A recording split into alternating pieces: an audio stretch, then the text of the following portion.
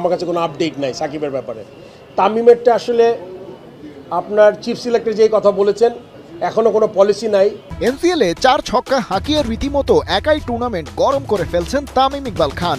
150+ strike রেটে bat করে 4 ইনিংসে এখন পর্যন্ত 250-তে খান সাহেবের রান 190। বিপিএল এর আগে গা গরমের কাজটা ভালোই পুষিয়ে নিয়েছেন, কিন্তু তার কমাস পরেই যে চ্যাম্পিয়ন্স ট্রফি, তার আগে তামিম কি জাতীয় দলে ফিরবেন? ওদিকে সাকিব আল হাসানও রাজনৈতিক কারণে দেশের মাটিতে খেলতে পারছেন না। ফ্র্যাঞ্চাইজি ক্রিকেটে অবৈধ বোলিং অ্যাকশনের অভিযোগে আর ব্যাট হাতে বিধ্বংসী পারফরমেন্সে আলোচনার কেন্দ্রটা দখল করে রেখেছেন বিশ্বসেরা অলরাউন্ডারও। তার বিপিএলটাও কি খেলা হবে? যে একটা ফরম্যাটে সাকিব এখনও অবসরের কোনো ইঙ্গিত দেননি, সেই ওয়ানডে চ্যাম্পিয়ন্স ট্রফিতেও কি আদৌ তাকে পাওয়া যাবে?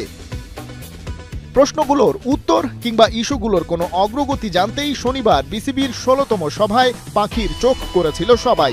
নামে জরুরি সভা হলেও সাকিব তামিম এবং শান্তর অধিনায়কত্ব ইস্যুর মতো জরুরি বিষয়গুলোতে কোনো আপডেট জানাতে পারেননি বোর্ড সভাপতি।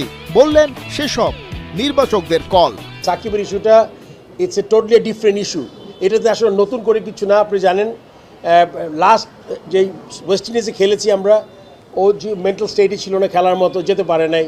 এখন সাকিব আসলে এখন বলবে যে কি বিপিএল খেলবে, ওর অবস্থাটা আসলে আমার থেকে কিছু বলতে পারবো না। আমার কাছে কোনো আপডেট নাই সাকিবের ব্যাপারে। তামিমেরটা আসলে আপনার চিফ সিলেক্টর যেই কথা বলেছেন, এখনও কোনো পলিসি নাই।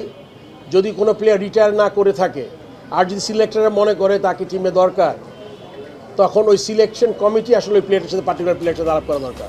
প্রায় 4 ঘন্টা দীর্ঘ সভায় আলোচনার বেশিরভাগ ছিল আসন্ন বিপিএল কেন্দ্রিক, যেখানে সিদ্ধান্ত হয় মোট 3 আয়োজক বিভাগে ট্রফি ট্যুর, ঢাকা, চট্টগ্রাম ও সিলেটে বিপিএল কনসার্ট, সেই সাথে স্পন্সরও করা হয়েছে অনুমোদন। এই সময়ে Madhumati bank was so kind, এত টাকা স্পন্সর আমরা পেয়েছি, এটা উই আর সো হ্যাপি।